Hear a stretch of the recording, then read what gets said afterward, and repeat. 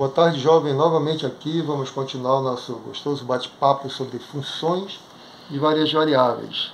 Já falamos de domínio, dessa vez vamos falar de imagem e gráfico.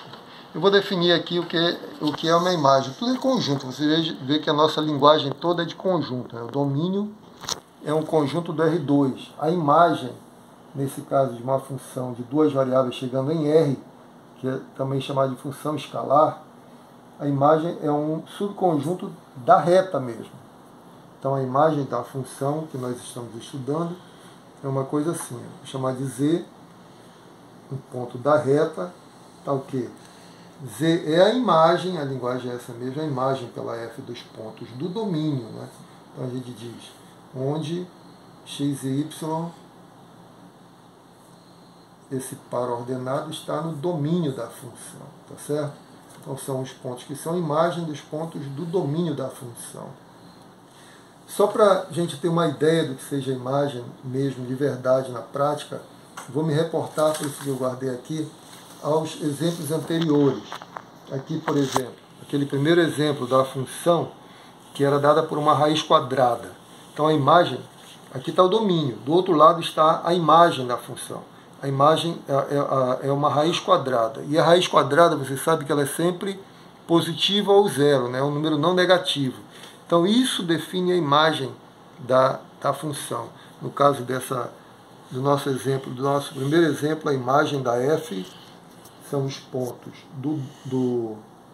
da reta, são os números reais, tais que são todos os números positivos, v maior ou igual que zero, maiores ou iguais que zero. Que você pode representar também em forma de intervalo, só para a gente enriquecer mais aqui, são os números reais maiores ou iguais que zero, que você representa assim também, zero até infinito, não é? Tá certo? Significa a mesma coisa, em termos de conjunto e em termos de intervalo. No segundo exemplo, lembra que o domínio era o interior da elipse. O que era a imagem? A imagem são todas as imagens do logaritmo agora. A função é dada por um logaritmo.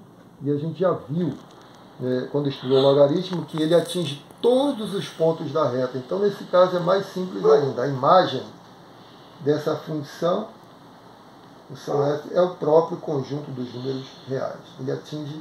Essa função atinge toda a reta. Então, isso é a imagem, tá bom? Está do outro lado aqui. Aqui está o domínio.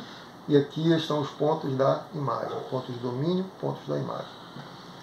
Vou propor aqui, bom, antes de propor o exercício, vamos definir o gráfico que eu prometi também. Gráfico. O que é o gráfico da função?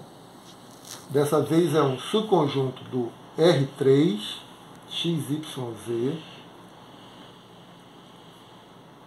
que são dados pelos pontos onde Z é a imagem igual aqui, perdão, igual é a imagem dos pontos do domínio.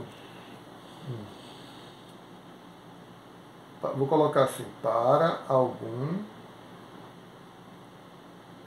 XY no domínio da função.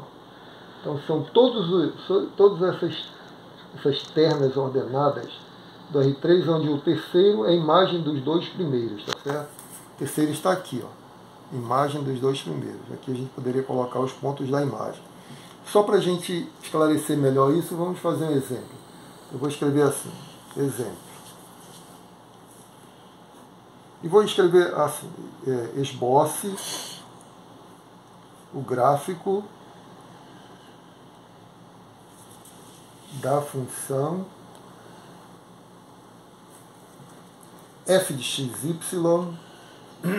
igual a 4 menos x ao quadrado menos y ao quadrado, tá bom?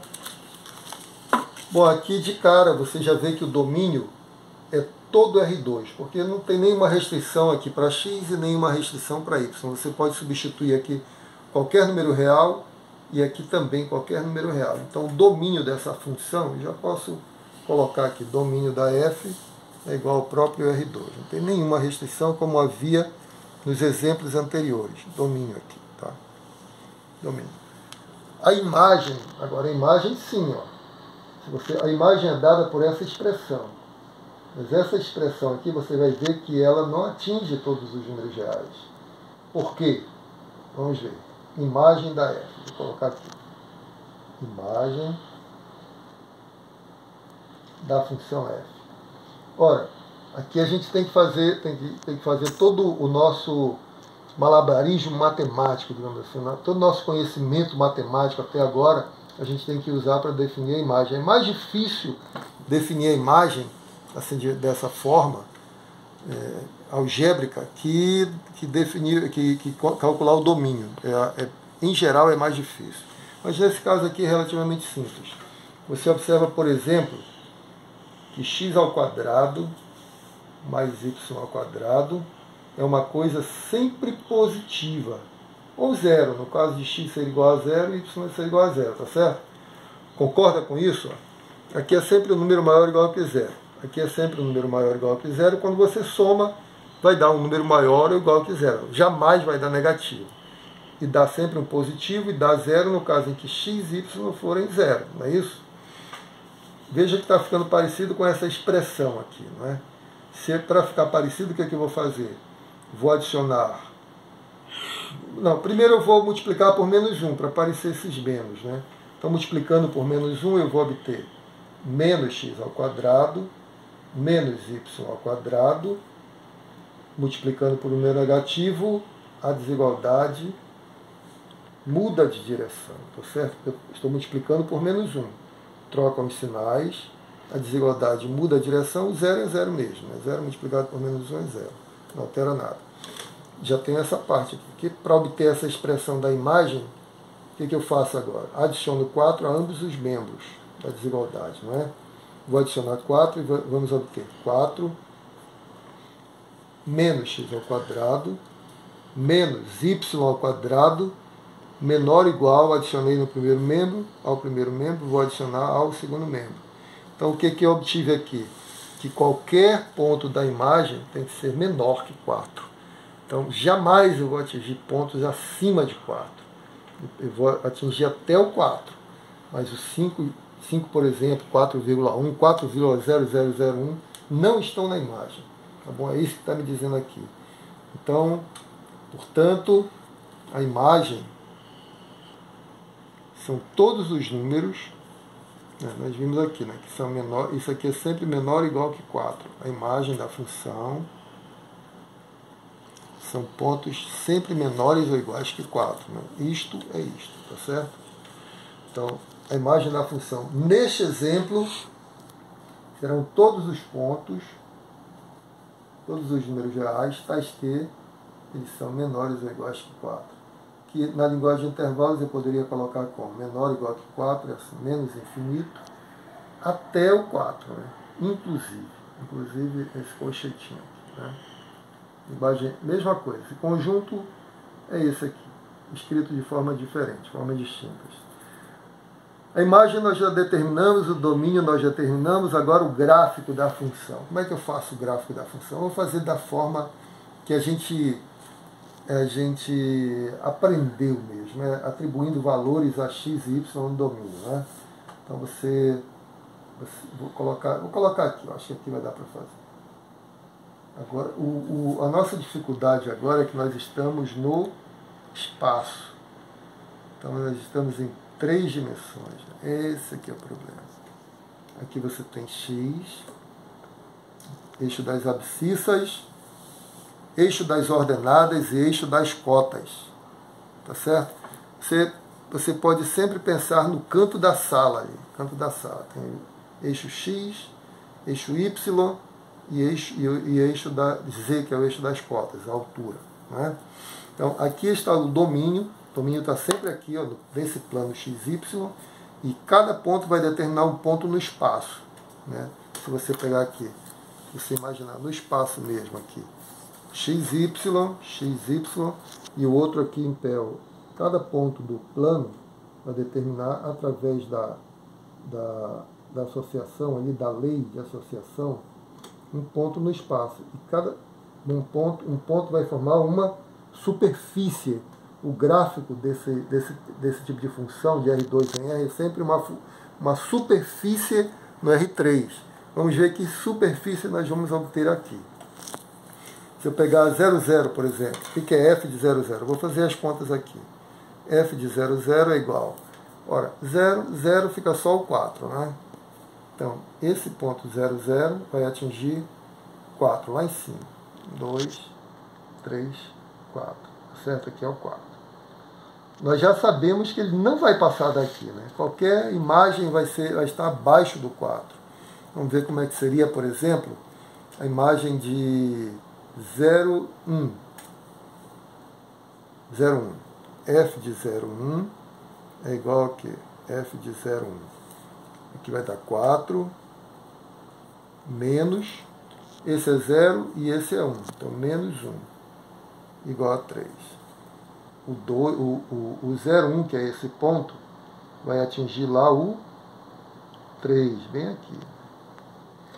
E o 1,0 também, né? Ele só vai trocar aqui, 1,0, então vai dar lá no 3.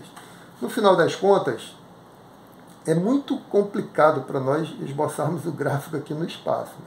Mas eu posso me valer de outras coisas, por isso que o próximo passo vai ser nós estudarmos curvas de nível, que elas vão facilitar muito a nossa imaginação, pelo menos, em esboçar esses gráficos. Eu não vou pedir para vocês para esboçar gráfico, porque é extremamente complicado muitas vezes, né? A maioria das vezes. Mas é só para a gente ter uma ideia do que é uma superfície, de como é o gráfico de uma função desse tipo. Então, uma estratégia seria ver onde que essa superfície vai cortar o eixo, ou vai cortar o plano XY. Qual é o plano XY? Plano XY é Z igual a 0, tá certo? É a altura 0. Então, a altura 0 significa que é o chão aqui, é o plano XY. Então, fazendo Z igual a 0, eu tenho a interseção do gráfico da função com esse plano. Quem seria? Então, fazendo Z igual a 0, a nossa função é assim, Z, que é o f de XY, é igual a 4 menos x ao quadrado menos y ao quadrado, né? Se eu faço z igual a 0, eu vou ter 4 menos x ao quadrado menos y ao quadrado igual a 0, fazendo z igual a 0, tá bom? Passando isso para o segundo membro, arrumando as coisas, você tem x ao quadrado menos y ao quadrado igual a 4. Que coisa é essa aqui? Que figura é essa aqui? Menos não, mais, né? Porque eu passei para outro membro. Mais. Que figura é essa? É a circunferência de centro na origem em raio igual a 2. Então eu já sei que a interseção dessa superfície com o plano XY vai ser a circunferência aqui de raio 2. Aqui é 2 e aqui é 2. Então eu posso imaginar que em cada plano paralelo a esse eu vou ter circunferências. E vocês, se vocês puderem plotar esse gráfico em algum software desses aí, vocês vão ver que vai ficar uma coisa mais ou menos parecida com isso aqui. Em cada plano paralelo aqui, em cada corte transversal, você vai ter uma circunferência aqui.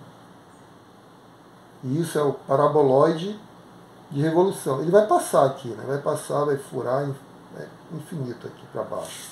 Mas é um paraboloide, um paraboloide emborcado, assim, uma coisa emborcada. Tá? Esse é o gráfico da função f. Gráfico da f.